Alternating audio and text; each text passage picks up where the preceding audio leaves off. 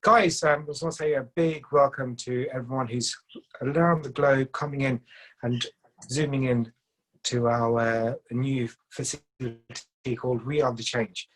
We Are the Change initiative was created by Loani. Loani is a relation or ladies to drive a change, create a dialogue, raise more public awareness. We're using our collaborative voices today to motivate change as we come together in solidarity, in support, encouraging each other, creating awareness and unity for the good causes. Our desire is to bring about the change we desire by way of actions and our reactions, being together as one, united together. A bit about me. My name is Harpal Singh. I am a author. I've published a book called The First Slap. This is a book on the South Asian and the BME community where someone went through a horrendous time in domestic abuse and domestic violence, and how we were able to work on what goes on and a change that took 20 years to go through. So it's an annotation of someone's life. Alongside that, I'm actually done my master's in psychology and counselling. I actually work in a domestic violence unit and I lead that, go from there. As long as that, I'm a speaker. Not as good as the ones who are on the show today. These guys here today are fantastic. I've got 7 fantastic guests who are experts in all in their specific areas. They cover the globe. You've got North America, you've got Europe, you've got Asia, yeah, so it's a great thing. Before I start, I want to say a big thank you to Dr. Caroline Makaka for putting this event on in a short period of time and getting such esteemed guests. Ladies of All Nations, Loani. It's a collaboration that's been going on for a number of years now, helping ladies of all nations in different various parts of the world, helping them through work, education, training, but also about being there as well, being to Kenya, America, India, and various other nations, and continuing going from there. And I was privileged to be on board with this lady, part of Loani, and working with them, and now working with them on this new chapter, this change. Ladies of All Nations International is going to have the lads of all nations of internationals as well. It's about working on the men, because sometimes the men are forgotten. They're not there, they disappear. But it's about being together, united, and sharing what we need to do. The purpose of the men's movement is to help men better themselves. It's never been a more important time to come together and support each other. The time is now. To gather men with an initiative of supporting and challenging each other to make the best that they can, encouraging them, be more powerful versions of themselves, as well as collecting our voices to make sure we maintain and motivate change. We're here to create an ideal environment of men to influence society for the good. We're in a pandemic at the present moment of COVID-19 where change has happened. Even this call, we probably would have been in the Zoom call now, we'd probably be sitting in a posh 5-star hotel or conference room and talking. But now we're sitting in our rooms, offices, bedrooms, talking to a camera, but yet speaking to masses and millions. Biggest change that society has faced. It's time to stand together, unite, and bring our voices together. We've got some 7 esteemed guests from all over the globe coming in from here. I'm not going to take too much of your time, but there will be, if you do have questions for our guests, I do recommend that you either post it on the chat group or to our admin group and let us know. Our guests, before we start, I want to say a big thank you to all our guests and our talk speakers, but a bigger thank you for those who have come in today and watching this call and giving your support and uniting us one. The first guest I would like to introduce, he's a experienced entrepreneur in development in operations of chambers of commerce, sales, marketing, business development. Based in South Florida, for those 20 years has served the executive board of Florida State Hispanic Chambers of Commerce. Looking at his things here, number of commerce and chambers is that reading it out wouldn't do justice to him. But what I'd like to do is share a warm welcome to our first guest from all the way across from the USA. I'd like to ask to come forward, Al Ulterior.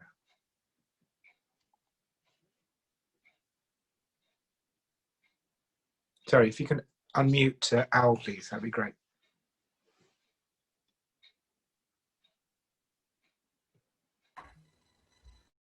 Am I good? Yeah, you're good to start. Okay. Oh, I want to thank, first of all, Loani, Ladies of All Nations, and its leader, Caroline Makaka, a great friend of ours, recipient of our 100 Successful Women Award here in Florida last year. So we're very honored to be part of your network and here to serve. Mr. Harpal, I appreciate you hosting this. We're very honored to be part of this amazing group of panelists from around the world. And what we need to do today, considering all the changes that are happening across the globe, is to come together. I think that is the most significant thing that we can do at this moment for the good of our nations, our businesses, our peoples. We're no longer countries, we're a community. And unless we start thinking and acting like a community, we're going to continue to struggle because everybody needs something that somebody else has. In our 20 years of running chambers of commerce in the US and working with chambers, organizations around the globe, one thing that is always certain, the one thing that we can always depend on is change. And the people that are not always adapting to change, they're staying behind, because you cannot survive today without being very fast on your feet, adapting and being flexible, because a lot of people are set in their ways and they fight change. But in fast changing economies like we have now because of this virus, we had to change immediately. We had to pivot. And the people that are not in that mode are the people that are going to be struggling for some time to come. So it takes great leadership, great organizations, great men and women around the globe to motivate our local people, our businesses, our entrepreneurs, our leaders, even in politics. Some of them are so far behind on the technology that they can't stay in touch with their constituents because they can't go out and meet them face to face like they used to. So it is a time of fast change. It's a time not of challenges, but of opportunities. If we're not looking at everything that's going on right now as an opportunity, you're missing out on huge, huge, great things for all of us. The main and the first thing that a leader is a servant leader. If you're not serving your community, you're failing as a leader because they're looking up to the leaders to guide them and help them to survive through crisis. So as we see some of these countries bouncing back quickly from this virus, we see some that are struggling because the leadership is not leading the change. The key word today is change. And thanks to Dr. Makaka with Loani, she's been talking about change for a long, long time. And we have been working on reinventing what we do as a business organization before this virus started, because we know that we need to reach and touch more people's lives. We're no longer just serving a backyard. Those days are gone. Connect through the web and through all the technology has opened some incredible, never thought about opportunities to reach new markets, new contacts, new clients, and new alliances that are going to help us grow. We've been talking about multicultural. That is crucial, how aware you are of the different cultures around the world, because they're all different. If you don't know how to do business in Nigeria or how their culture works, you're never going to succeed doing business with that country. And even in the United States, we have 50 states with 50 different lifestyles. So even within the country, different parts of Colombia, different parts of India have all got their own different ways of doing business. So multicultural is crucial to the future success of our businesses and our economies. So we have to be open, because in the United States, we are completely multicultural now. We're no longer two community nation, now all nations in one country, and we are the catapult to help our native nations to succeed, connect, and empower them. So I think this is the beginning of something great for men leaders, as Carolina has done for many years for women. We have our women convention the 19th of September, which is our annual convention where we recognize 100 successful women around the world and leaders. And this year we're virtual because we had no choice. You could not bring 1,000 people together here in Florida. It's just not an option. So everybody is invited to meet and learn from amazing women around the globe. Several members of Loani are involved. Last year, we actually had a delegation with over 30 countries, and Dr. Makaka brought a delegation from Loani to our convention last year. So we are no longer a one race, we're no longer one color, we're no longer one nation. We are a community. And this is a great catapult to start, not to end. Many of the activities that happen are for one time, and there's no follow-up, there's no relationships. So we encourage the continuation of this meeting through further efforts and initiatives to impact our local communities and local businesses. You let me know if I'm running over on my time. No, So, you're good to go. okay. You're going to have a couple So, of minutes.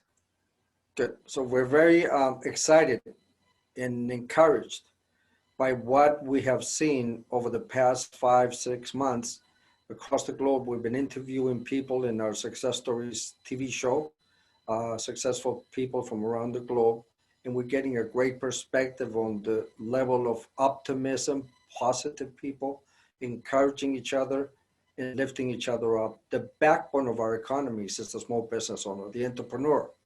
And unfortunately, there's not enough effort coming from either the governments or the big corporations to help them. So we need to take that lead. All of our many businesses in here in the United States are now owned by multicultural business entrepreneurs. And we have been working with them for over 13 years to help them start and grow and reach new markets. And that's crucial because all of our sisters, our brothers, our parents are all running small businesses or trying to start them, but they get very little help to do that, to start and to expand and to grow. So I think this initiative is crucial to the success of our local economies. There are hundreds of thousands of companies that may not survive this crisis. But if we put a concentrated effort to do that, to help them, to guide them, to teach them, and to empower them, we can make a huge difference. It's one voice. It doesn't take a lot of voices to make a difference. So I thank you for being here. Thank you much, Al. Just very heartfelt there. You talk about America being the catalyst of change and two nations going from there. COVID being a bigger change of perception. Question I want to ask you is, what message you have for men out there who are going through COVID at this present moment? What change have you witnessed in your personal life? And what best practice can you share with those who are watching us today? Well, the first thing for men is we are so busy with our businesses that we often neglect the family. Our children go up without a father much of the time because we're so focused on being successful and building a business. But we should be building our home. We should be building our children. What we see today is horrific. The types of activities that the young people are doing out in the streets. And that is because of the lack of the strong father image, guiding them, focusing them, and telling them to grow up. So I think the men should take a good lesson from being at home. I've spent a lot of time at home. My teenage boys, we had a lot of quality time, and we have made a difference. But even for the smaller children, all of this men entrepreneurs, and also they need to support more their wives. A lot of the wives today are working women, and they are out there taking care of raising the children, but at the same time trying to bring money into the home. So us supporting them and encourage them and being a help in their home, it's going to make a massive difference for the future of our communities. That's huge. And the next is to empower everybody to learn about technology, because nobody's going to survive without technology. I know we have some doctors and telemedicine. Every industry now has a virtual component.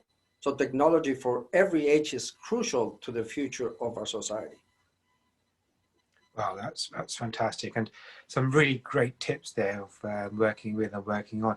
And if you're not changing, if you're not with technology, you're not going nowhere. But also sometimes realizing, why are you doing this? Why are you earning this money? Are you doing it for yourself, or are you doing it for your family? And the biggest investment you can make in life is your family. If you're not investing in your family, why are you doing what you're doing? No. It's called a legacy. The key word here is legacy. Legacy. Fantastic, Al. That's fantastic. And thank you much for your time and shared experience. Good luck with your 100 successful women. It's a shame you can't honor me, but then that's another thing for another day. We'll talk about that.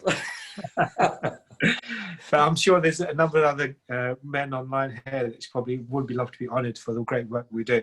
Talk about great work. I'm moving on to our next esteemed guest here. The proud winner of the Winning Trade 2019 Corporate Award, Because She Matters. He's not only passionate about coaching, mentoring those who are ambitious and competitive women, reaching top in business life, in politics and science.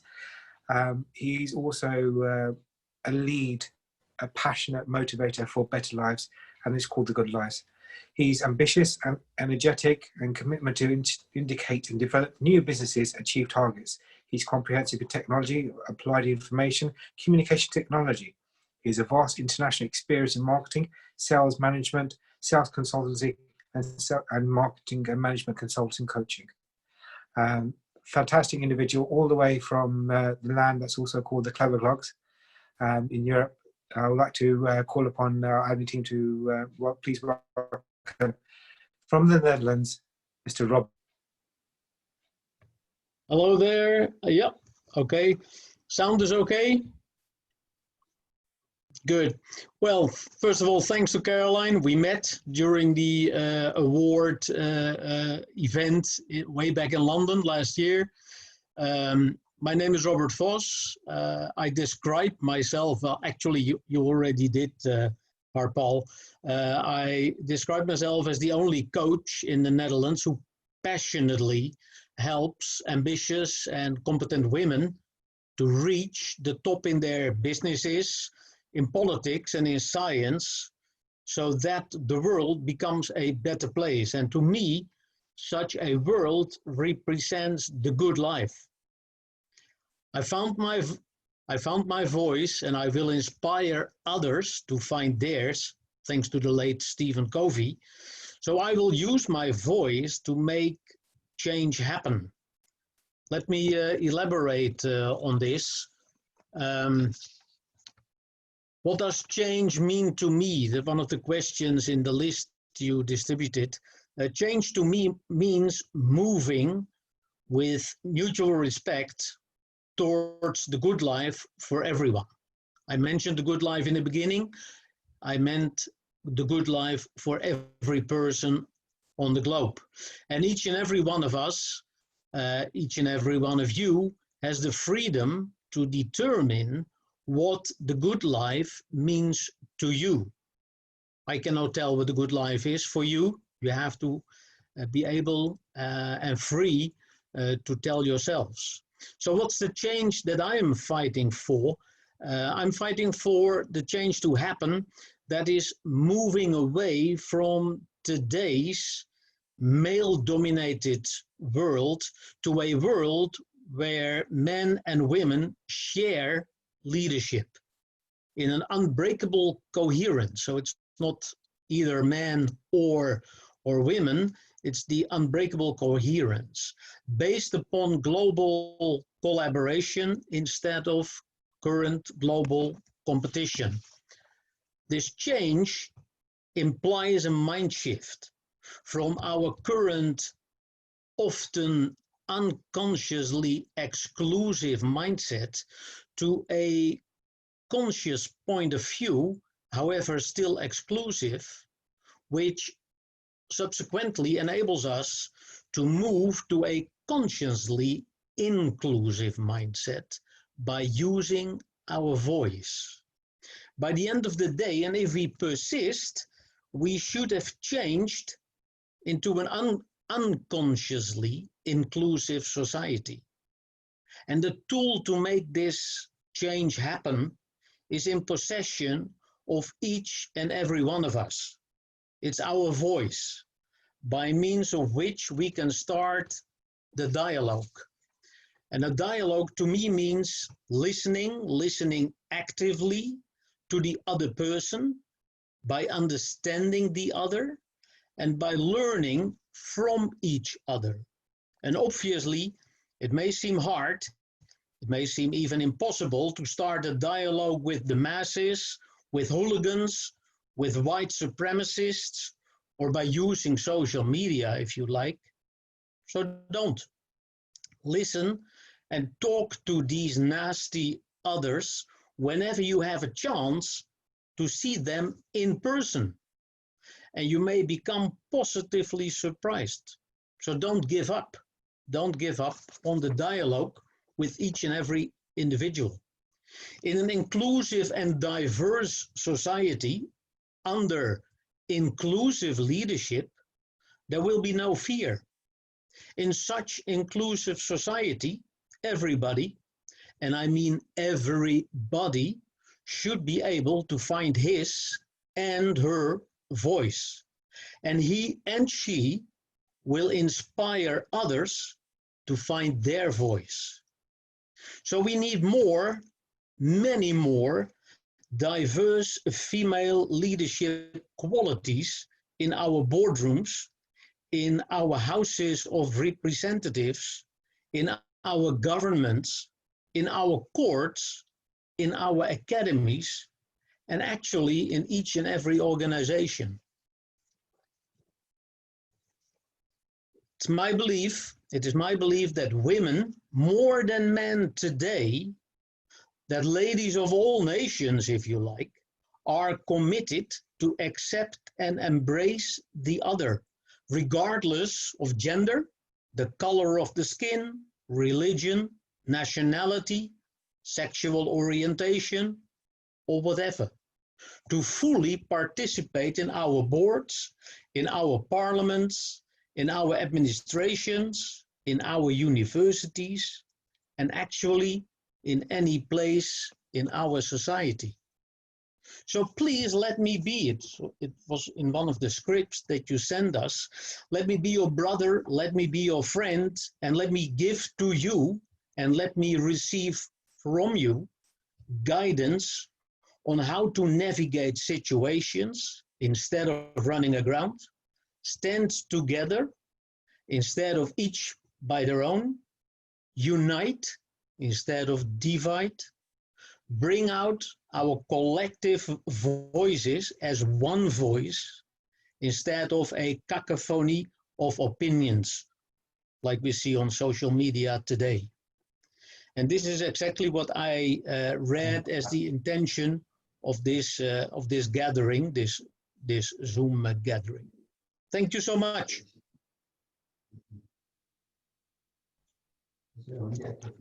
Thank you much, Robert. There's a heartfelt thank you to you. You've made so much sense here, working on finding your voice.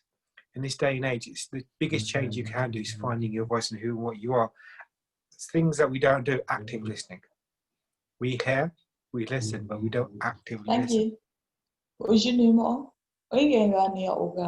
Sorry, can I have admin to mute all? Whether bunker, whether this, whether that. Admin, can you please no. mute everyone? Caroline? Anyway, going. Okay, so yeah, so thank you for that, Admin. Going back to Robert, finding your voice, recommending change and recognizing change, because a lot of people these days don't know where they're going or how they're going. One question I've got for you, Robert, is if you've got someone who's looking at this Zoom meeting and wants to make a change, what do you do? What are the steps to making change, finding your voice, especially if you're young, teenager, women, different races, or a man or a bloke who's going through this confusion state of what do I do now? Because it's all about change. So please, Robert, if you're still there, can you tell me what recommendations can you make? Yeah, well, the most important recommendation is actually what I said before. That sit down with such a person, then obviously discuss with each other the direction that the organization or your party or your government wants to go, and then listen actively to what is going on in the mind of the person you're talking to. And in many cases, people are afraid of something before making a change, because everybody loves the comfort zone that they're in right now. So many people don't like change at all. So you must listen carefully what fear is playing in the head of your partner, and try to understand what's behind that, learn from those fears, and then try to change, take away that fear. And that can the most important thing there is that usually men take a rational approach, where we try by means of logic, take away fear. But often fear is actually an emotion. So what you have to do is address in the dialogue you have, address that particular emotion, and you will learn what the drivers are behind that emotion. And then obviously you can start to address those. It's true. Another question for you. A lot of people are, nowadays we're talking about the coaches. Why should someone take on a coach or a mentor, and how that increase change? Well, I often make a comparison here with top athletes. There is not one top athlete in this world who goes to the Olympics without having a coach, next to him or her. And this coach will help you broaden your vision, will help you to expand your limits, and will help you in any way to succeed and to become the golden medalist. And that is the main purpose of a coach, a guide, if you like. And I always refer to myself as a guide to your good life. But then again, you have to tell me what a good life means to you. How does that look like? Robert, where were you 20 years ago when I needed a coach? Yeah. Sorry, Robert. That's about when I started coaching. Talk to me afterwards, you'll talk. But yeah, Robert, I want to say a big thank you to you for sharing your pearls of wisdom, your thoughts, and your vision of a gold medalist, because I've never thought of that, but going on from there. But thank you much for your time, Robert. It's been fantastic. And hopefully we'll catch up him. Thank you. Talking about coaches, the next person I'd like to introduce is not just a coach, a phenomenal speaker. He's an author, a leader, a business and youth coach, a specialist, passionate about helping young people overcome today's challenges posed by mental health, social media, and much more. He spoke in a number of men and youth forums.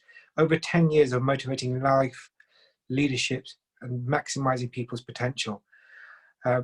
This person, my next guest, holds a postgraduate qualification as business executive coaches from Leeds Beckett University, level 7 diploma in leadership, coaching, mentoring from the Charter of Management Institutes. He's independent certified coach, trainer, speaker. Question I've got here, what isn't he? He's an amazing soul, amazing individual, and above all, sees the light within the light. I would like to ask the admin team to unmute, and I'll personally like to welcome from the UK, Nick Doobie. Thank you very much. Thank you, Hapao. Thank you for having me on this discussion. And thank you, Loan, for putting all this together. And to my fellow presenters and everyone that has joined us today. My biggest passion is leadership. How do we lead ourselves? How do we lead others, especially when we are looking at crisis? But before I even talk about leadership, as we're talking change, man, and mindset, for me, I want us to take a step back and look at, some of the challenges that men might be facing today. It's easy to look forward. It's easy to look at the opportunities technology has brought, or even the opportunities that COVID might present. But I feel like there are other issues at play that are going on within us as men across different cultures and nationalities and different places that are holding us back or have held us back for a long time. One of the questions that I ask myself, I'm a father of 2 wonderful boys, and every day I ask myself this question: what legacy of a man am I leaving for my kids? COVID-19 has added a paradigm shift to a world that was already changed so much and continues to change on a daily basis. And the danger with change is if you don't recognize it, if you don't acknowledge it, if you don't prepare for it or maximize it, you can be left behind. So allow me to maybe just in the next few minutes to see how do we maximize the moment that we are in as men so that we are not left behind with what's happening in the world. We're not left behind as women move on. We're not left behind as other men maximize these moments and move on so that we become a change, not only for ourselves, but as it has been mentioned, for our families and for our communities. For me, the question was posed, what does change mean? For me, one of the powerful words I love about change is the word shift or the word shifting, and also the concept of the old and the new. The funny thing about change is that change can be forced on you or you can impose it on yourself. But the biggest power is recognizing where things are going for yourself and where things are going in the world so that me and you can make the necessary adjustments before they are demanded from us. And when they get demanded from us, generally they become very costly. So what are some of those things that I believe we need to begin to awaken? And I've been talking, around different places, as it was mentioned earlier, had an opportunity to speak in men's and young people's, conferences and meetings and workshops. And I believe, especially when it comes to us men, there is a lot that is going on within us in terms of mental health, in terms of the struggles, in terms of adjusting to the new technologies, adjusting to the change, adjusting to the COVID and the many other things that are happening. So I want to just talk maybe 2-3 minutes on this concept that change, true change, starts from within. It starts in our mindset. It starts in the way we think. Nothing is as powerful as a changed mind. We need to start looking at within, as the words of a famous song. If you want to make a change, you have to start with the man in the mirror.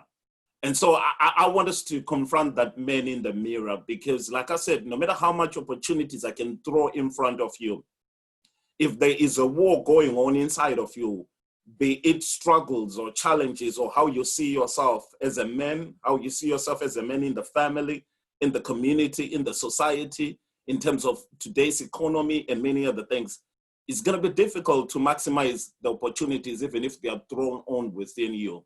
So I want us to win the war within. Like I said, I believe our biggest challenge as men right now is not firstly the economy, but what is happening in us.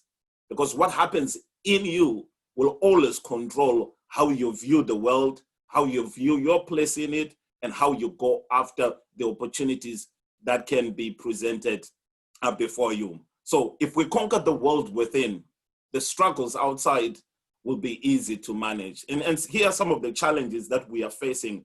And some of these numbers and statistics are true everywhere in the world. They transcend, race, culture, nationality. We are told that 2 in 3 men are feeling stressed and unable to cope. In the UK alone, and I think it's true everywhere else, 1 in 3 men have experienced suicidal thoughts. And we are told also in this country that, suicide is the leading cause of death among men. And actually, most countries will tell you all over the world, most of suicides, 3/4 of people that commit suicide in all the countries are men. And so if we are going to move men forward, if we're going to start any conversation, I think there are bigger things at play happening inside men. You know, some of the challenges that are going on, men are the most that are taking illegal drugs. And unfortunately, they are less likely to accept psychological therapies than women. And 95% of most prison populations in the world are full of men. So this transcends race, culture, religion, nationality. So I believe we need to have that internal one-on-one and also together conversation of what is happening in us as men. What is happening in men to cause this high rise in domestic abuse and gender violence and many other things that we are negatively known for. You know, and you look again, COVID-19, the global economy has left many men unable to feed themselves and their loved ones. New technology has ushered in new jobs and new ways of making money, you know, that sometimes we're not ready for. And I think that's what, you know, Robert says, you know, how do we jump onto the new technologies? How do we jump onto the things? Are men positioned? Are they ready? Are they trained? Are they equipped? You know, or many of them are feeling sidelined or finding themselves sidelined by the new technologies. And as a result, that is triggering a lot of internal struggles and stress and mental health challenges that we are seeing on the rise. So we need to fight this thing that men don't talk or ask for help. You know, because if we don't talk, it leads us to implode on ourselves, you know, or explode on our loved ones. And so we need to challenge ourselves as men. And I know there is a lot to challenge in how we ask for help. There is a lot to challenge a lot of our cultural, religious, and many other backgrounds that have shaped our thinking, that have shaped who we are, how we view ourselves, how we view women, how we view business, how we view many other things. And I think there has to be that looking inwardly to challenge ourselves. For me, when I look at these things, especially you look at, you know, our negative or the stigma around men on the Me Too movement, you know, the gender-based violence, I'm asking myself, you know, what kind of tomorrow are we building for our sons and our daughters? And if we don't change that narrative, our sons will be abusing our daughters. And it's not going to end, you know. So us that are elderly, older men and our fathers and our grandfathers, we need to go back and mentor the young generation. You know, I talk in a lot of young people's conferences and meetings, and you can see that we don't have to wait for 10 years from now or 20 years from now. Young men are already struggling. Some of the you know, abuse that we talk about in older men, it's already happening even in teen relationships. And so we have to challenge ourselves. What kind of legacy, what definition of a man are we living for our young people and for our men? And so the biggest question then becomes, you know, how do you change the man in the mirror? You know, if you don't like what you see in the mirror, you know, there's no use destroying the mirror. There is no use fighting the mirror. There's not even any use selling the mirror. In other words, if you don't like what you see in the mirror, it's only a reflection that we need to look inwardly and start changing ourselves so that we can begin to reflect a better image of what it is to be a man, what it is to be a man in business, what it is to be a man in society, what it is to be a man, you know, in the family and in politics and in many sectors that we are involved in. And as it was rightfully put as the theme and the focus for this discussion, I believe we have to start with our mindset. Let me just touch on one thing. Please let me know on my time. One of the big things for me on mindset is our identity. And I believe this is one of the things that a lot of men across different nations and cultures are held down, and we need to change that. By identity, I mean a lot of us men, our value and our identity is defined and has always been defined by our jobs, by our power and our dominance in society. So we need to begin to ask ourselves, you know, what does it mean to be a man today? What's our place in the family? What's our place in society? What's our place in media? What's our place in the community? And also to rediscover our purpose, our skills and our talents. And I think that is what will help us rise even in these changing times. That is, it's not just the job, but it's many other things that we can do that we're skilled and that we are talented with. Thank you very much. Nick, that's fantastic there. You've talked quite a lot about change, and change starts now. It's not going to start 10 years from now, 15 years. No. You start with change now. One thing I'm going to touch on is suicide, you mentioned. In the UK, between the age of 24 to 49, it is the highest form of death, especially in the BME community. Why? Because men don't like to talk about the issues. We're told to man up. We're told that we can't cry or show emotions. Being a therapist myself, I know people, men in particular, don't get treated. They get punished. Everyone's got to open up. Why is it when, I'll give you an example, bereavement is another the biggest form of emotional decline. Why is it when men are not allowed to cry or show emotions, but women can? Why is it when men are crying, we're told to man up, or you're the head of the house, you can't do this, you have to do this? Why is it for us? Why is it not we're allowed to talk about her problems, our issues? National Suicide Day was the 10th of September, a couple of days ago. Big, massive thing there. But Nick, listen to you, it's inspirational. It's something that we can definitely lead on. Working on the youth will become our next generation. The biggest change is not what we can see in ourselves, but what we can do with others. The mirror is getting bigger. Society is getting more devious, more challenging. Cyberbullying is becoming from there. Men, women, children, all been affected. But once again, I want to say thank you for your time. Thank you for your words and words of wisdom. It was fantastic listening for you. But please keep up your hard work, and I'm sure we can collaborate and go forward from there. Thank you very much. Our next guest coming forward is has a mission to empower minds.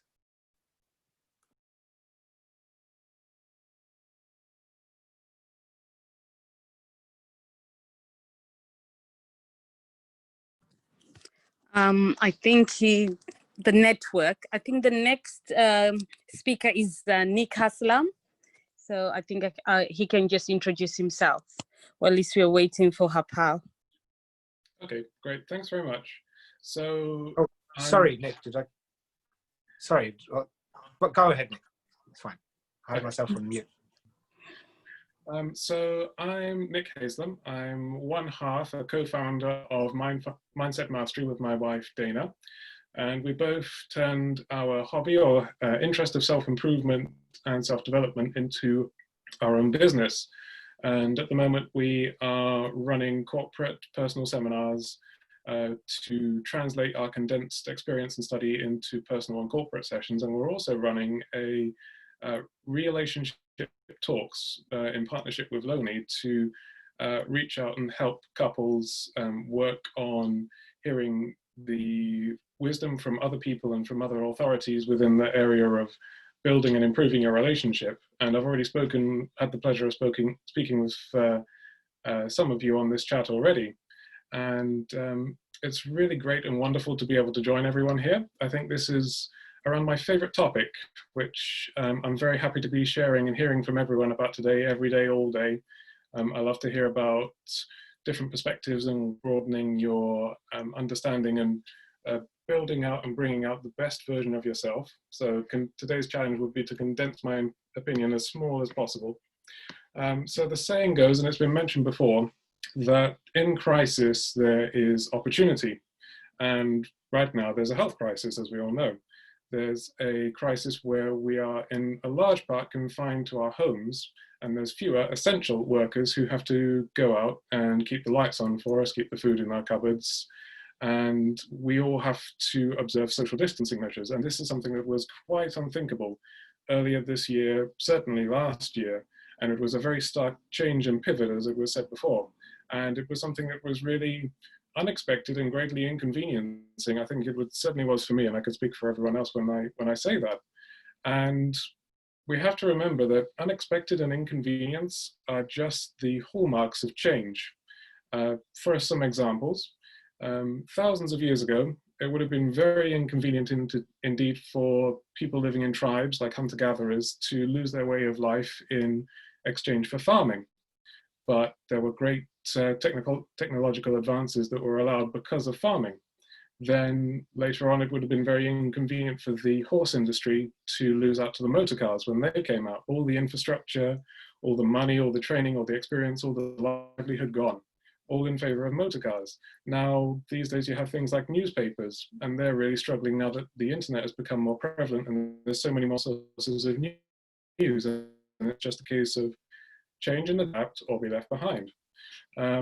These inconveniences and areas of unexpectedness, eventually, when the change comes and it goes, it's accepted as being self-evident or even obvious that this sort of thing had to happen. And it's like, well, why did this take so long to do? And change is always there. It's rarely expected, but change is normal. It's very normal. If anything, it would be very unusual that there isn't change.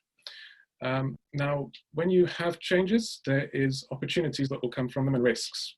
And the opportunity from these crises will effectively boil down to a benefit and a loss. Somewhere the benefit is in a different place from where it was before. So it's usually something quicker and easier, the loss of jobs or a loss of a specialization at the moment. So right now I'm at home, but the loss is someone else has to go out in my place to ensure that the supermarkets are still stocked, and they have to be exposed to a virus for my benefit, where I'm in the opportunity to be able to work from home. Now, there is a balancing act where people will have access to this opportunity, where they will be able to raise themselves up and move forward, and then there'll be others who will have to stay behind and they will be left behind, and it'll be dependent on whether the majority can have access and gain from this opportunity, or if they'll just be left behind. And there's three things that will ensure that you have access to an opportunity, and that's, in my opinion, education, position, and if it's going to be a positive change, I would say accountability as well. These are key elements that I think would allow people to obtain benefits from this crisis. So I'll continue with a quote. "Freedom is rarely granted, it is won by us. We need to stand up and speak out. Also, critically, we need to be aware of what's around us. We need to see, we need to learn, comprehend in areas and cultures that might not be our own. It might be perspectives within our own neighborhood that we're not part of, different groups, different cultures that we need to reach out and understand. Otherwise, we may be left behind ourselves. We may not be gelling, we may not be working as efficiently as we could be, and that's just a loss for everybody. We cannot be paralyzed into inaction, because at the end of the day, we might have someone act on our behalf, and it might not be in a way that we want. So I think this change is a similar level to that of switching from the tribalism and the hunter-gathering to being able to sit on your own farm and grow your own food. I think this COVID-19 has that opportunity almost, and we can make the most of this change if we try and see past our own lives into a broader and wider perspective, into a more global perspective, one that's long-term. So what would be good for our children, our nation, our planet, and even our species in an honest and straightforward way. At the moment, it's very natural to focus on the I, the we, our immediate situation. And in some cases, we need to heal and we need to know that we are healthy and strong, and you can't neglect yourself ever. But there's also this opportunity to see so much further and get so much more rewards. And there is, all it needs is just awareness. So if you try and learn about a people that you don't know that much about, a culture, a practice, learn a book from an area that you don't really know about fully, and build up your understanding in your own education so that you can be a much more wider and level person. Another important element is transparency. It's a case of awareness. There's so many things that are bombarding us every single day, and there's some things that that may be getting past this in regards to people from other cultures, how they're being treated in your society, how the environment is being handled, how corporations are operating, how the government's being operating. And it's our personal responsibility to know and understand these things, and to be able to reach out, have our voices heard, and to educate ourselves so that we can give a better opinion and be a better person within our society, and campaign for as much transparency, accountability from these people who represent us in every level, so that we can be giving as much benefit to as many people as possible instead of concentrating it on the few.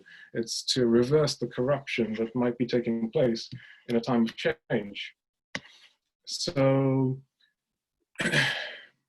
I think I'll end on a quote, which is, activism is my rent for living on the planet. I think everybody has this responsibility for working on themselves and being an active and a vocal member of society as much as they possibly can, so that it builds up themselves and everybody else around them.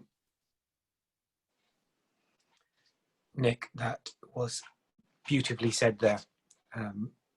Just want to say a big apology for internet issues, and I wasn't able to connect with you guys, but you've raised some really, really wonderful points. One question I've got for you, you mentioned change as a positive, whereas we tend to watch change as a negative. And then you build on this opportunity. And I know, knowing you from working, actually being with you and your wonderful wife, Diana, doing a fantastic job. Just want to touch on your personal, both of you changed and created that opportunity. Just want to sum up for those who are husband and wives, who could probably emulate from actually the work that you and Diana have done both together. What seeds of thoughts, or what pearls of wisdom would you share with someone who wants to emulate you and actually work together as husband and wife? Because I know from talking to a lot of people, it can be quite difficult. So how does it work? What's going on? What's the beauty? Every act has to start with a vision or a visualization or an idea. And when my wife and I got together, we had the shared idea together, the shared goal, which was to better ourselves so that we can help other people. There was problems and struggles that everyone goes through, and there's things that have to be overcome. And when you're in a relationship, it's always very important that you can support each other and each other's interests. And our interests just happen to be helping others. And I think that can be done for everybody. So we've written a book, and there's another one on the way, which my wife has written, Power from Pain. And that was just, there's the saying that there's a book within every one of us. And that can be a book that's written out, it can be a blog, it could be you just talking to someone and sharing your story. And that has helped other people. And if everyone were to do that, everyone were to have that mindset of service and reaching out and improving themselves along the way, perhaps, then the world will be that much a better place. That's great words of wisdom, and hopefully both you and Diana continue the work that you're doing and changing lives you're doing. Both of you are fantastic people, and good luck with the book, and hopefully Diana's listening in, and good luck with the next edition that comes out. So I very much thank you for sharing your thoughts, your feelings, and the pearls of wisdom. Thank you once again, Nick. Coming on, staying on the UK, I'm actually going to be introducing someone who's now an inspirational speaker, who is, how can I say this, not only gone through it, but come out through better things. He's actually changed himself. He's become a digital specialist, behavior coach, radio and talk show host, but above all, he's a pillar of change. And I've been in a position where I've spoken to him on great length and heard his side of things. He is someone that's gone through that tunnel. He has not only seen that light, but actually been able to inspire others to see the light, see the change in themselves. I'd like the admin staff to please unmute, and I'd like to personally welcome Saf Bucks to come forward and say a few words about change and how he's been an inspiration to others. So over to you, Saf. Thank you, Harpal. My name is Saf Buxey, and I'm from the UK. And I would like to start, like I often do, I would like to start by quoting the late rapper Tupac Shakur. You got to make a change. It's time for us as people to start making some changes. Let's change the way we eat. Let's change the way we live. And let's change the way we treat each other. You see, the old way wasn't working. So it's on us to do what we got to do, to do what we got to survive. And that's from Tupac Shakur. Anyway, I look around me, I have so much gratitude right now, and I feel really, really, really excited and aligned with all my fellow speakers and everyone that's in this room, because we share the same love, the love of spirituality, the love of connection, and the love for change. Dr. Caroline Makaka, Ladies of All Nations, has given me the greatest opportunity, and that's to use my voice for the voiceless. Now, we've been going through some distressing issues in recent times, well, as long as I can remember, to be honest, but this is where I see a commonality between all of us.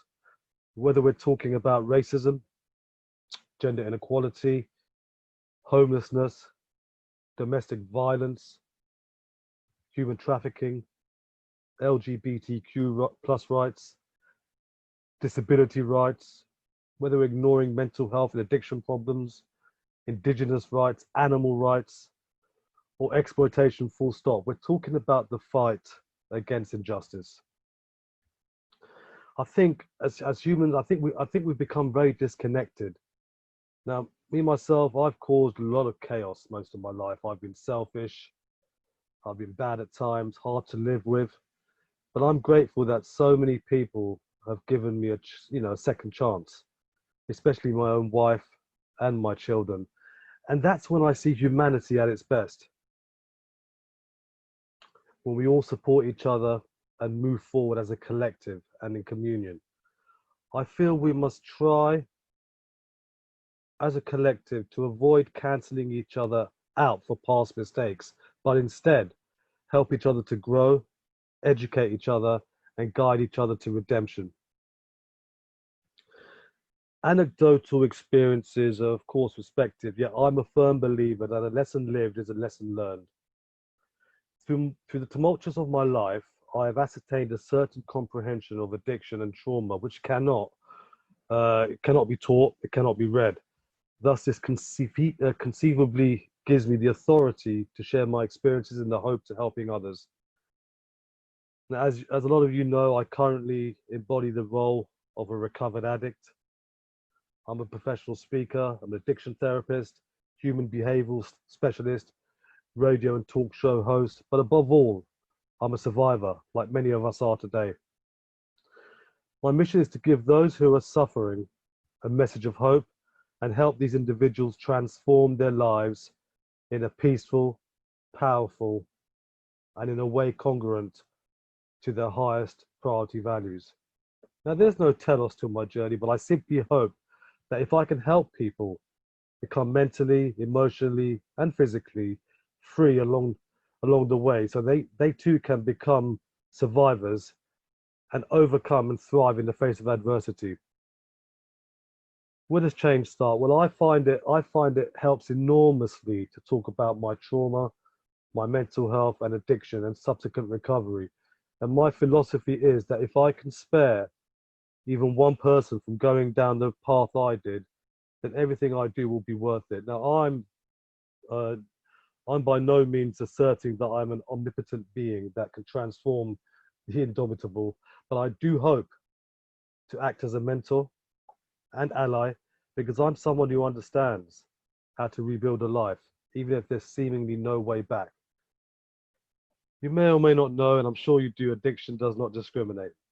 Many people have the preconceived impression of an addict to be an unaspiring and apathetic person, maybe someone with pitiable hygiene whose life solely revolves around addiction. Whilst I can subscribe to the thought that an addiction is debilitating and at all times consuming, the stereotype of an addict should be dispelled. Me myself, I was born in a middle-class family. I attended an acclaimed boarding school and I grew up to be a loving husband and father. Despite my ostensibly picture-perfect life, I became ensnared by the power of addiction, which caused havoc in my life and affected my loved ones to a great degree. Now, I'm yet to determine if I was born an addict or if it's the consequences of some of the woes that life threw at me. But what I do know is that addiction is not the problem, but the solution to the problem. I was adopted. I was abused physically, racially, verbally, and sexually. I suffered wounding, bereavements, developed an inferiority complex, which can be affiliated to my circle of friends. I was also diagnosed eventually as bipolar. Look, to be frank, I don't know if these events caused my addiction or if it was some sort of predisposition, but I do know that I am an addict and I will always be an addict. It may sound counterintuitive to some of you that I use the term addict in the present tense, when my aim is to help people change their lives. But for me, it all comes down to accepting the addiction. Acceptance is definitely the answer to all my problems today. It was unnerving for me to ask for help, but in all honesty, it was scarier to continue to do what I was doing. My destructive behavior and volatile mental health that addiction caused plagued my life to becoming unmanageable.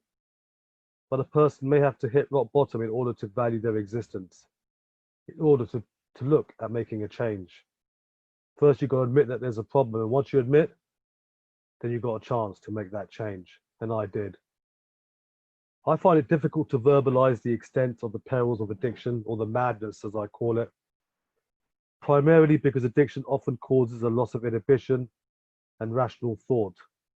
I used to act uncharacteristically, sometimes delving in the realm of the unethical. In retrospect, coming from a place of recovery, my past self is unrecognizable, and the way that I acted seems so senseless, and I'm now enlightened to the splendor of sobriety. The most tangible effects of addiction are seen in the pain of my loved ones. During the madness, I both financially and emotionally bankrupted my family, but I made that change, and it's not like that today. Through my work, whether it be my private consultations, my workshops, or platforms like this, I aim to help people become empowered self-leaders who choose to self-govern. My work, which I serve globally, stems from a metacognitive perspective and the application of universal or omnipresent laws. Universal laws for me regulate with precision all aspects of creation, all events, conditions, and circumstances experienced by everyone, personally and collectively. I believe once you understand, apply, and align yourself with the universal laws, you will experience transformation and change in every area of your life, and in turn, live a fulfilling, prosperous life. There's a few things I want to mention before I close up, if that's okay. There is a universal intelligence that exceeds human understanding. All humans have an innate desire to learn, grow, and achieve their soulful purpose. Everything is impermanent, ever-changing, and transforming. When we unite our minds and hearts together, we create synergy. Our adaptability to challenges is key to our evolution as beings. Each of us is contributing to the development of our species, and the individual with the most flexible thinking has the most self-governance. I'd like to finish with one more quote. There's a quote by Mahatma Gandhi. Be the change that you wish to see in the world. Thank you. Be the change you want to be the change of the world. Fantastic stuff. It was heartwarming talking and listening to you. You talked about addiction and mental health and not being a label. Not, you can't tell who's going through addiction, can't see who's going through mental health. In COVID, the rates of mental health has increased so much. What words or what encouragements would you say to someone who's probably watching this and going through mental health or addiction? What do you say to them? What message would you say to them? It's so hard in terms of COVID to seeing clients or seeing people face to face because of the current situation. but there's help out there. There's a lot of help out there at the moment. It's online. There are services. I mean, this country we live in, the UK, is such a beautiful country that offers the most unbelievable services for free. But if you can pay for services, you can get help more or less immediately. There's fellowships out there like the Alcoholics Anonymous, the Cocaine Anonymous, all these different fellowships that you can go to and be around like-minded people. Of course, there's professionals and experts like myself you could contact. My name's Saf Buxy. You can find me on most platforms. I'm also here to help, like there are many others. Have faith, and if you really want to make a change, you're not the only one. There is help out there. COVID has been difficult for many of us, especially people who are addicts. And unfortunately, I've experienced personally many deaths during COVID due to addiction, because boredom and isolation are key to addiction and people relapsing and so forth. Please, please, please reach out to people like myself, to the fellowships and to the services that this country offers, and all countries offer, I believe. Saf, just want to say a big thank you to you for being so transparent and sharing your words. Okay. A lot of people now should be able to work through what they need to, and being loneliness, being addiction, mental health is not very easy. So thank you once again for your words of wisdom and being so transparent with what you said. And hopefully we'll be working together in certain areas from there. Talking about COVID, a lot of people turn to faith, turn to religion, or turn to an understanding of how things are. The next person I'd like to introduce onto the platform is an associate pastor at Liberty Christian Ministry in South London. He's been in ministry for over 30 years and started out as a percussionist, choir member and youth leader. He's also developed and managed businesses and the elder leaderboards. This person was born locally, and he has a background in financial marketing and facilitating management. I would like to introduce and would request admin to unblock the wonderful Pastor Trevor Brown. Thank you very much, Harpel. Thank you very much, everybody. A good afternoon or good evening or good morning, wherever you are in the world. And it's a privilege to be on this platform today to share with you, and listening to all the speakers so far and listening to Saf. It's really encouraging to hear men coming together. A lot of men suffer in silence. Let me say that to you. A lot of men suffer in silence. And I believe that this period that we're in, it's allowing people to open up. But many people don't have platforms where they can reach out to. And I'm so grateful to be introduced to this platform for the very first time, where I can also reach out to others. We can reach out to each other. And for me, change is very, very simple. One of the things that I always say to my fellow brothers or my family is to change your perspective. And I heard Nick earlier on in his message, his speech earlier on, says that it's in the mind. And I believe it's all to do with the mindset and understanding principles that are set before us and working on them. Someone said to me many, many years ago, there are many messages, but what we need to take is take the message and the principle from the messenger.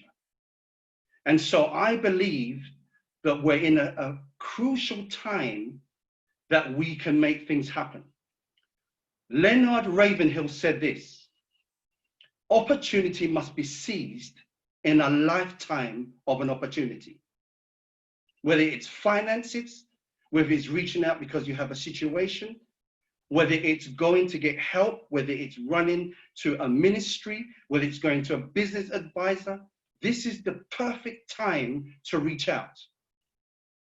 And I believe change means a thoughtful and planning process, sensitive implementation. What do I mean by that? It means coming together and working things out on an agreement basis.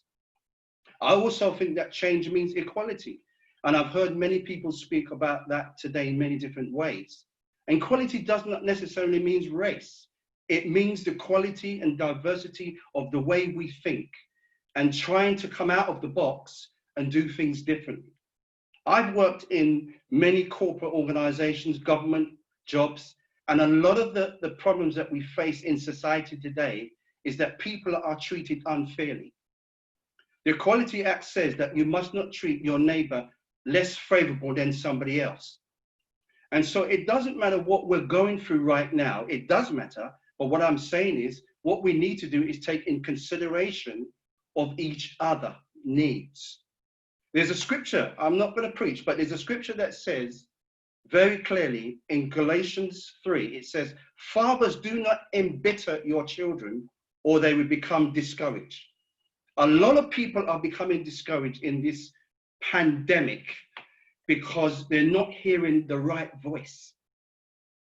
And we're listening to voices that are not giving us direction. And so what we need to do is come together and find solutions that will fit everybody's understanding. And so I'm really here today just to encourage you and just to motivate. One of the things that I believe that we as men need to do is encourage each other more. We need to take time out for each other because there's some things that we're dealing with inside that we don't speak out. But when we begin to speak out, it releases the emotions. And when I talk about change, I'm talking about making a better improvement in our surroundings, in our societies. In other words, if we want to have a better lifestyle, don't live in an area where your wife may be frightened to walk around because the area is not conducive. If you want a better lifestyle for your children, make sure you're planning their education. Make sure that as the father, you're the role model that they're looking for. And so I do believe that the mindset is very important, the way we think, approaching, thinking, planning things through is so key. Because right now, everybody around the world are looking for one solution. And it's exactly what we're talking about, change. Change doesn't change until you decide to get up and walk away from the current situation. And so I believe whether you're in pain, whether you're in sorrow, whether you're in a place where you don't want to be, I believe there can be a change. I heard Saf speak earlier on that he was in a situation in his previous time, but I do believe he's already changed. There's a scripture that says, be transformed by the renewing of your mind. And so when we think positively, things will change. And so I'm fighting for equality. What do I mean by equality? I'm fighting that we will all have a fair system, men and women, boy and girl, a fair system that we all can work with. Because right now we're all in a situation wondering if we should leave our houses because of what society says. And whether we believe it or not, change is already happening. Change is already happening. So we need to consider our needs, consider our sister, consider our brother's need, consider our neighbor's needs. And I heard Robert mention earlier on in his speech was, we've got to look at beyond what we see. We've got to come together. We've got to forget white. We've got to forget black. And we come together as one. And when we begin to speak, as Martin Luther King said many, many years ago, that when we can come together as one, it will change our diverse thinking and our diverse society. The importance of change is embracing what we're actually in right now. Now, someone said to me the other day, why would you embrace what's happening now? The reason why I'm embracing change is because I'm not expecting to go back what I was doing before. I'm expecting to do things a lot more easier, a lot more better, and a lot more love.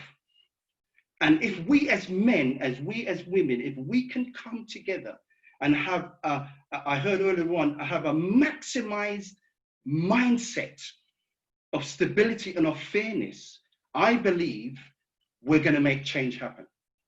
I believe it's time for us to look out the window and say to ourselves, something is going to change.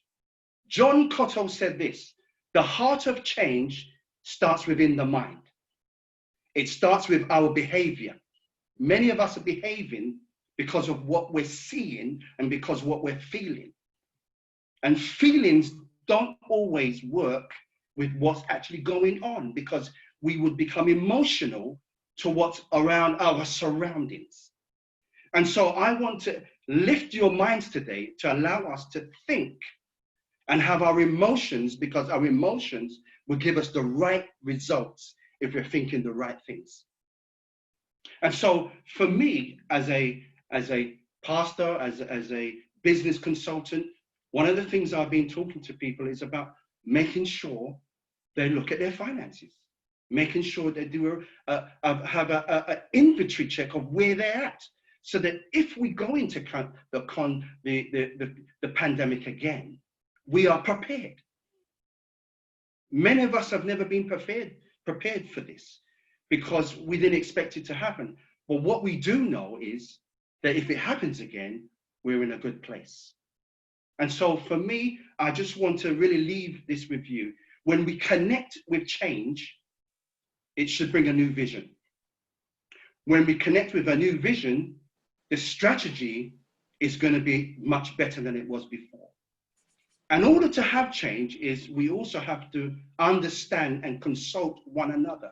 Because most of the times, and I'm not going to mention his name, and we know who he is in America, most of the time when change comes, there's no consultation. This is what it is, and that's how it's going to be. That's not change. Change is when you have a dialogue, is when we get on the platform like this, and we talk about things and mirror a way of how we can make it better. Tell me how much time have I got left, sir? And if we can do that and we come in an alignment of things, I believe change will happen. I'll leave this with you. When we empower each other, we can motivate each other. When we motivate each other, we can release each other into our God-given vocation. Every one of us has a vocation, but sometimes we're not allowed to fulfill our vocation. It's because we close those things that are inside of us because we don't believe we can do it. But I will close and I say this: we can do all things through Christ, which strengthen us. I hope you're blessed by what I've said. Thank you. Well, Pastor Trevor Brown, that's fantastic there. Sometimes when we take what's been said, we take things too negatively. We forget to take the message that's been said. We're too fixated on who said it. May there be someone in America, someone in the UK, or in India. It doesn't make a difference. Focus on what we can do. Don't focus on what we can't do. Coming together, working things out, thinking positively, empowerment, motivating, and working on what you can do and can change. Sometimes the changes we make in others we don't realize because we don't value change. But the change that comes from that to other people's lives can be phenomenal, can be worth changing. And hopefully your message has been taken on board by some people in whatever shape and size they want to take away. And hopefully they can actually work on what needs to be done and work with. So thank you very much for your time. But thank you much for actually sharing your vision, your passion, enthusiasm. And please, let's work together to make a more united form. Go from there. I'm going to be introducing our next esteemed guest going forward, but I would like to just, before we go ahead, is allow the floor. If you've got any questions, please, please, please, can you post it onto the group chat or message me or myself or Caroline directly, and we'll get the esteemed guest to answer it forward. Following on from the Pastor Trevor Brown, which is not the easiest way of doing things.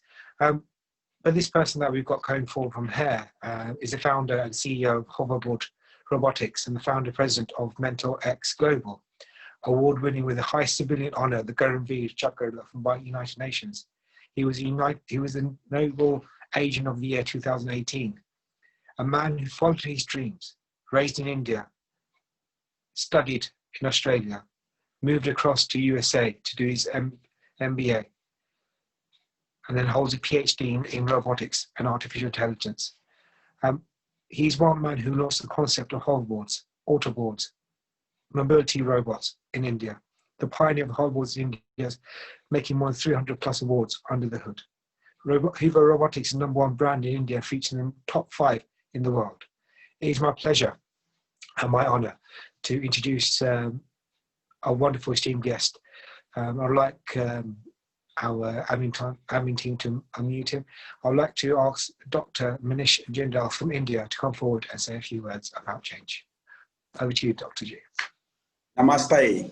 A very warm late night evening from India. Thank you, Mr. Harpal, for such kind words about me. I don't know whether I deserve such a wonderful introduction, but indeed kind of you, and indeed grateful to Dr. Caroline Makaka for such a wonderful opportunity. Wow, what a wonderful ensemble of the speakers across the globe.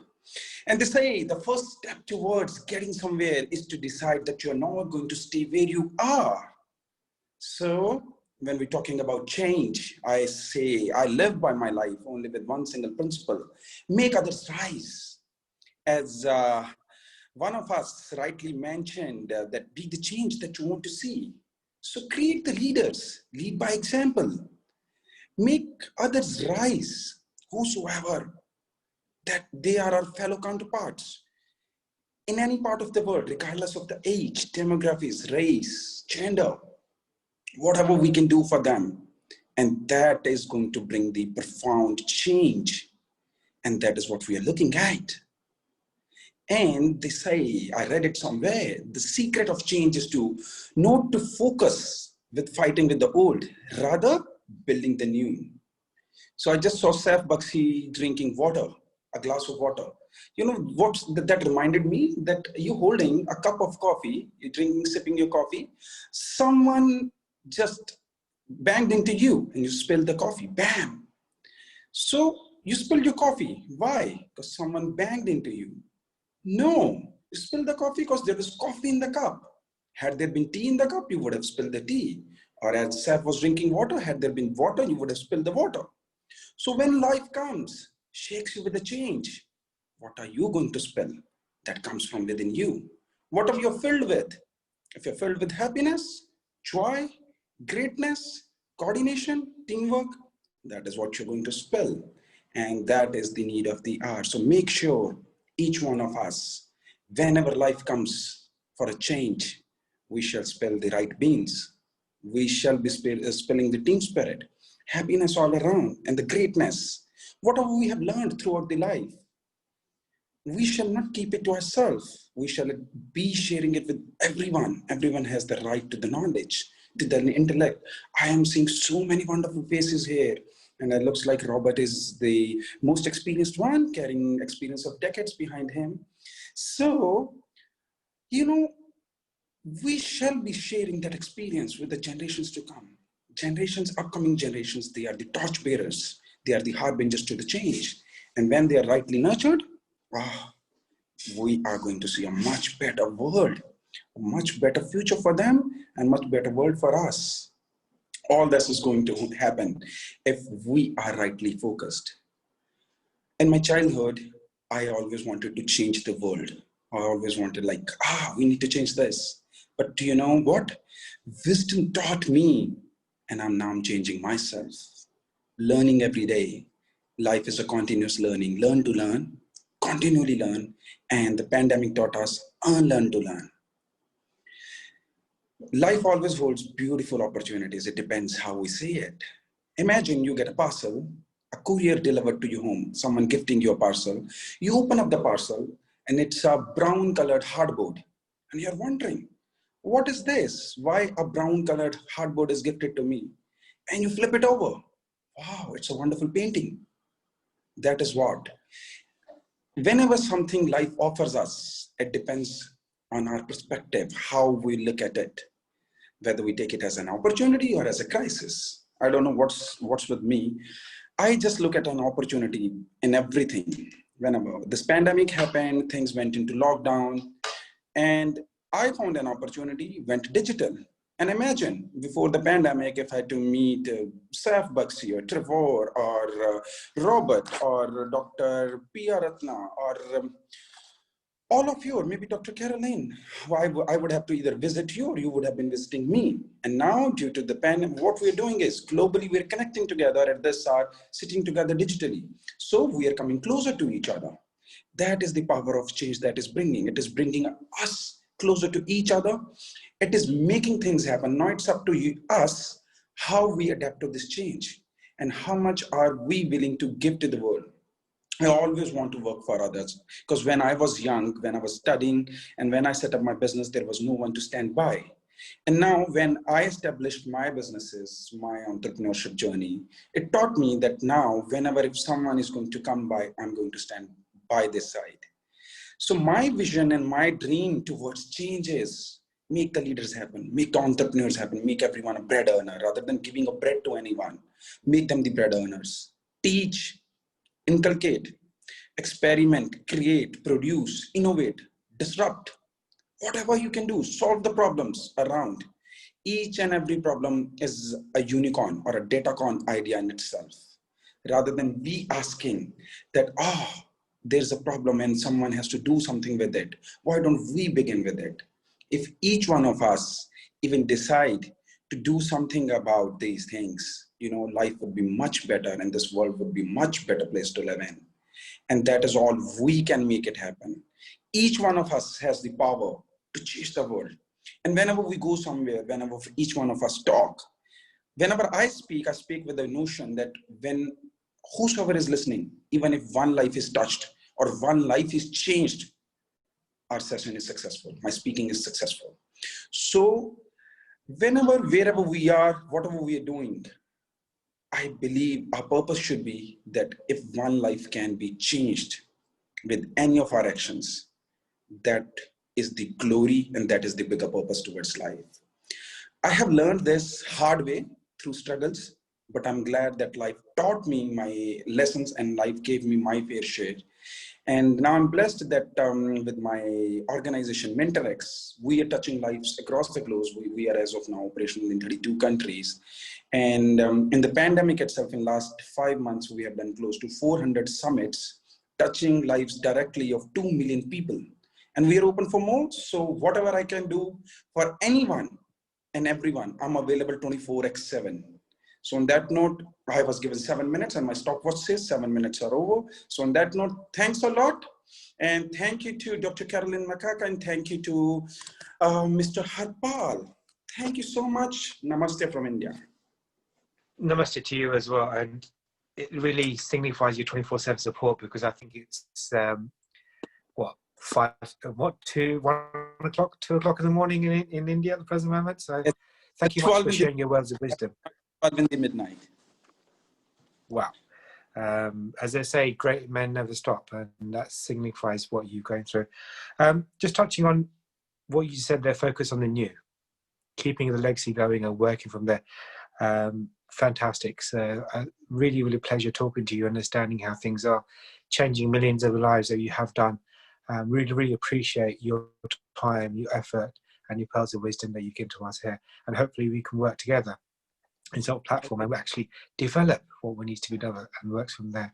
So once again, a big thank you very much. And we're going to have more questions. So please stay on the line for a bit more of some questions. So thank you very much. And namaste from the UK. The next guest we're going to have coming on here, is a social community development humanitarian based in Kathmandu, Nepal, a World Peace Ambassador, humanitarian and Human Rights Award winner. He's the president of International Society for the Youth Tracking Nepal and Aware Nepal. It's my pleasure, and I would like admin team to please unmute our next guest. It's my pleasure to introduce to you to the forum, Miss Dr. Priyarotam Maharaj. So if the floor is yours, Doctor. Namaste. Namaste. Once again, Om Shanti. I just want to say a big thank you for coming on board at this time. I know it's nearly 12 o'clock midnight, so thank you much for your time there. Yes, thank you very much, Mr. Harpal Chawal. We have been talking for the last few days, and also thank you very much, Dr. Kaka, and she has been inviting me to speak at this great forum, Caroline, and I really appreciate of her initiative and including from ladies of all nations, now all gentlemen from all the nations. We are here to speak on behalf of all our brothers and sisters, and the changes are actually how all predecessor speakers, distinguished speaker has been already spoken out. So I don't have really much to speak on the changes. So I would just like to highlight some of the points that how we can move forward. And as we has been spoken about change, and the Dr. Manish Jindal, he has been smiling from the beginning to now. So that changes, you know, I can see from this room. He's continuously smiling. That's a change. Yeah. So that I learned from him, because I also like to be smile after this my speech. And thank you very much, our neighboring country, Dr. Muniz, and he's from India, and I'm from Nepal. And I'm the president of International Youth Society, and we call the campaign as a champion of change for the young. And being this, what we call champion of young is to those who can bring the changes. And as we said, we should be a wind of change. Let the wind of change penetrate all over the world, from every corner. Here we have distinguished delegates and speakers who have already spoken so nice and empowering, and what is the changes and how we should be changes to be happen, how we can bring these changes to the world. So we become the change maker and peacemaker. And we should not forget about the spirituality and ethics within ourselves. Let peace within me and change within me, as Duke has highlighted, changes come from ourselves. Yes, we are the change maker. So once we become the change maker, we cannot stay stagnant. We should be a change maker as a river. We should flow continuously. We cannot stop anywhere. And our destination should be just like an ocean. The ocean that has been the vast. So as we are the people around here in this room, it's a one voice that we should bring these changes, and we have to see. We have to see is the changes is not, as one of the speakers said, we don't have to wait for the 10 years or 10 days. Changes can happen at this right moment. And the changes that are happening here is like the COVID-19 has brought us, all of us together here within these 5 months. We have been locked down due to the pandemic, and these changes of the technology has brought us all of the change makers in this room and giving us the platform to discuss what's about change. The change, it should come from our heart, and we have to be spread just like a compassion that we have to spread, and we should love all our humanities, human beings, sentient beings, and with this we can bring the changes. For International Youth Society, which have more than 150 countries, global network of that. I believe that changes should come from the young people, the young generations. Let we change young people so that they are the vibrance of people who has all the power. Let them become the changers of the world. As we are the scholars, eminent speakers, we become the change makers, and let others also become change makers through the young. In our International Youth Society, our motto is changing through collaborations. So that means we should collaborate with different organizations and different group of people, and also not forgetting the faith-based organization, spiritual leaders, and the government, political leaders, community leaders, all by hand, we should not forget. With this all one hand together, let's bring the change without waiting, and just not limited to this room that we just talk about a change and change and change, but it doesn't come out anything. If you cannot see in the implementation of change, and it's just a waste of our time.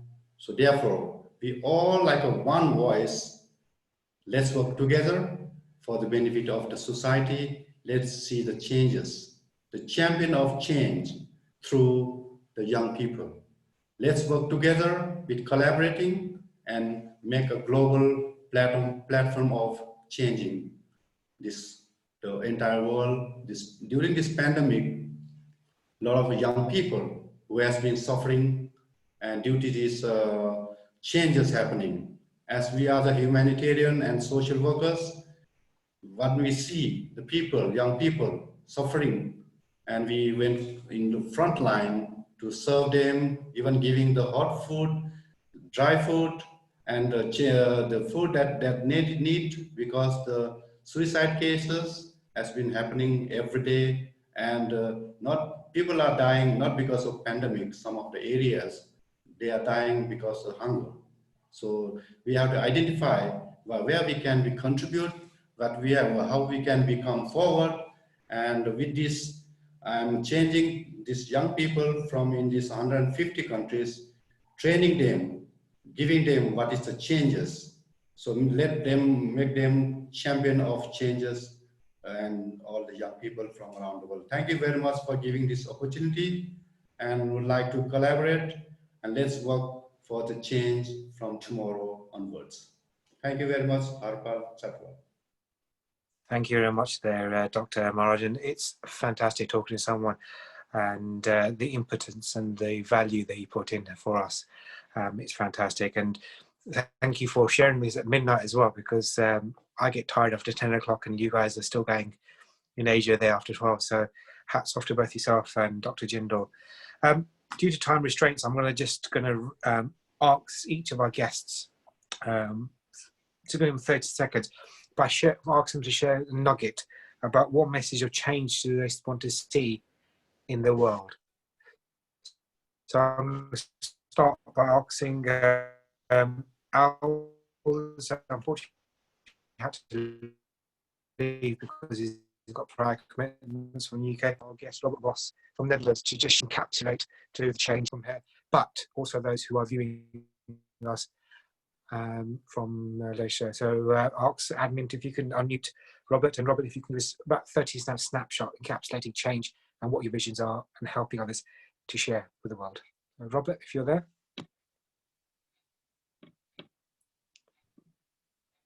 Yeah. Change, the most important change is happening right now. Well, to me, the most important change that I'm seeing is not only more connectivity between people, but actually many more relationships. Because I strongly believe that the more relationships we build across the world, across the globe, the more opportunities we have to have a dialogue like we have tonight. And once you are in a solid dialogue where we show mutual respect for each other, where we listen to each other, actively listening in, where we start to learn and better understand the other, wherever that person comes from, that will enable the change in this world to a better place, to a good life, or what have you. So it's actually building relationships. Corona, the COVID-19, of course, is disrupting, well, it looks like it's disrupting this connectivity. But on the other hand, you know, look what we established tonight. We have connectivity all over the world. We are talking to each other. We are listening to each other. So to me, that is the major change that we can actually bring about, you know, starting tonight. That is so true there. Fantastic. Thank you much for your time, everything and your wealth of wisdom. Just be mindful of time. I'd like to ask the same question to Nick. Your thoughts? Just want to give 30 seconds quick. So if I can add admin to unmute Nick Dubé, please. And Nick, what's your message on change and how to share it with the world? For me, one of my mentors, John C. Maxwell, says, if you want to go fast, go alone. But if you want to go far, go with others. And so if we're going to go far, we have to go with others, work together. But one man at a time, we can change things. One brother at a time, you know, we can change things. As you step out, look through your phone, call a brother, look out for somebody else. It's one man at a time. We can go very far together. Thank you. Thank you very much there. And going on to from one Nick to another Nick, Nick Haytham, your thoughts? Sorry, can admin please unmute Nick? Can you hear me? Is Nick there? Yeah, I can hear you. Can Perfect. Great. So I'll do a little bit counter, which is the changes bringing everyone together online, and it's bringing perspectives from all around the world, and that is a fantastic widening of perspectives for everybody, and everyone should build and join in that with that and be open to that as much as possible. But it's also a case of it's possible to get overwhelmed or burnt out by the excess of bad news or bad information. So it's a two-pronged area, which is pay attention to yourself and ensure that you're feeling well and give yourself the care and the attention that you deserve, but also take a look around you and take a look within your local community, within your local area, and just ensure that your voice is being heard and you are understanding what's going on, because it might be that there's things that you're worried about in the world, but then there's something in your own backyard that needs your attention and needs you to speak out on, if it's a group or if it's some practice within your local environment.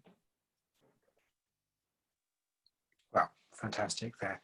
Thank you much for that. It's very important to see your local and your extended community base there.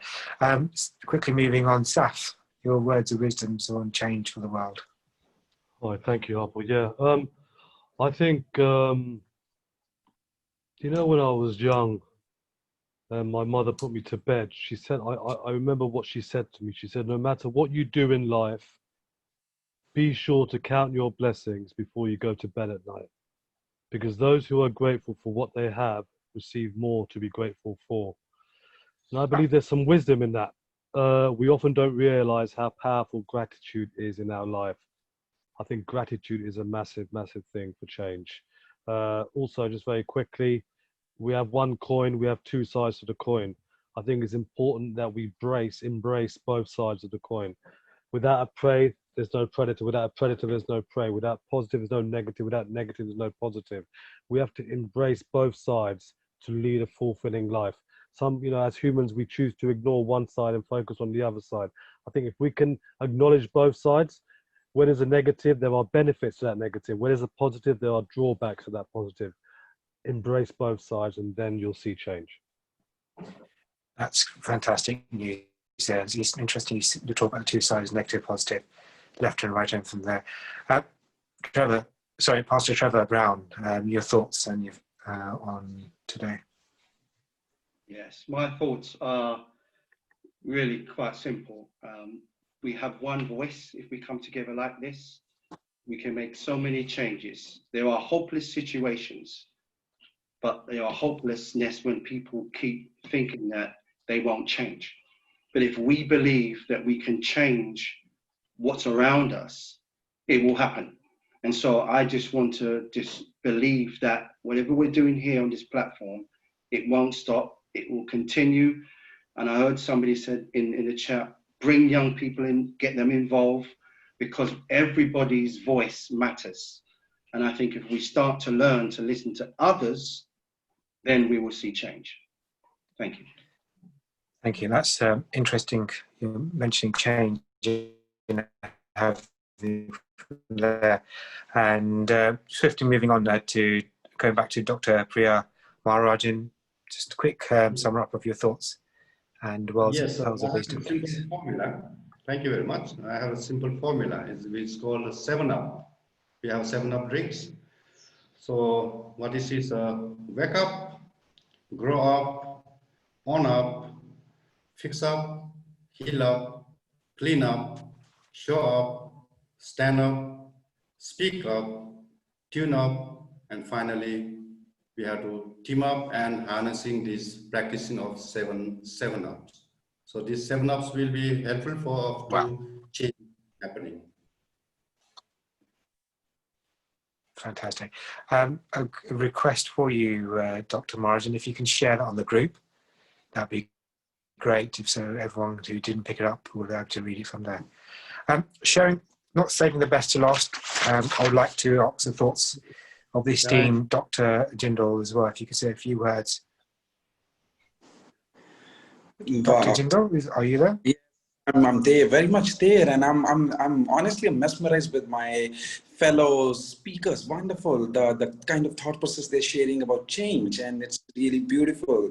And when I talk about change, is like I feel I'm blessed that my life gave me my fair share of struggles, and towards the change that made me stumble upon my strengths. I realized my strengths from my struggles that occurred due to the change. And I always say that when we talk about the change, feel it this way, that you all have been assigned with a mountain to show others that it can be moved. That is the real power of the change. And when we talk about change, you know, people, this question that what alone you can do. Yes, we alone or I alone cannot change the world, but we can change the world of someone or everyone we come in contact with. And imagine the enormous energies, the beauty, the courage we are going to build up. And what is that going to lead? To a wonderful, beautiful world. And whenever we're talking about change, don't be wary of change. Change could, you know, could make you lose something good, but you might find something better. And that is what I'm letting you know from my personal experiences. I'm not letting you know anything from the book. It's been 24 years now I've been working. I've been working on 9 different ventures, and whatever I've learned, I learned from the real life. Life taught me. And from there on, I learned that you can achieve anything, but life begins at the end of your comfort zone. You go out of your comfort zone and you begin it. And everyone has to study the formula 0.02. It's like every day, if you are willing to make a marginal change in your life, that is just 0.02, like 0.02 I'm talking. If that much marginal change you're willing to do, your life will change 1260 times in a year. Imagine the exponential change factor I'm talking. So anyone and everyone who's willing to progress in life, just a marginal change, a marginal beauty every day in life, it's going to take you a long way. On that note, thank you. Dr. Majindal, very, very kind words here. We started off this initiative. We Are the Change was created by learning to drive change, create dialogue, raise more awareness, and raise public awareness. And I think today was the first step in that direction where we're actually creating that change, working on what needs to be worked on. We'd like to really put forward a heartfelt thank you to all of my guests today who've shared insight to what they've done, how they create change, and how they are a beacon to changes. May that be Al from America, Robert from the Netherlands, Nick Dubé from the UK, Nick Hassan from the UK, Dr. Maharajan from Nepal, Pastor Trevor Brown from the UK, Seth Bucks C from the UK, and last but not least, Dr. Jenda from India. You have been fantastic people, fantastic inspirational thoughts. Also like to say a big thank you to Dr. Caroline Makaka, who's not only invited all of you guys to be here, but she's been doing the amazing stuff today with us. And also I'd like to say a big thank you to each and every person who's actually come into our session today, shared the thoughts, had a think, and I'm sure talking to our guest, everyone's taken away something or other from today's venture. Once again, without our guests, without our experts, we couldn't have done this. Heartfelt thank you to each and every one of you. I can't thank you enough in this moment where everyone's in it for themselves. You guys have taken time out your busy schedules, and in certain cases, time out your busy sleep time to actually be here for you. So really, we thank you for your time. The time is now. Time is now to gather momentum. Let's not be another organization that falls to the side. Let's work together. Let's collaborate. Let's work together on focusing what we can do. Let's not focus on what we can't do or we haven't done. Change is a positive and a negative, but we're too fascinated focusing on the negative. Let's be that change. Let's be beacon, and not be just changes in our lives, our family lives, but our neighbors, our community, our nations, and then the world as a whole. My name is Harpal Singh. Thank you very much for you guys coming here. Until next time, take care of yourself. Thank you very much. You've been a great host.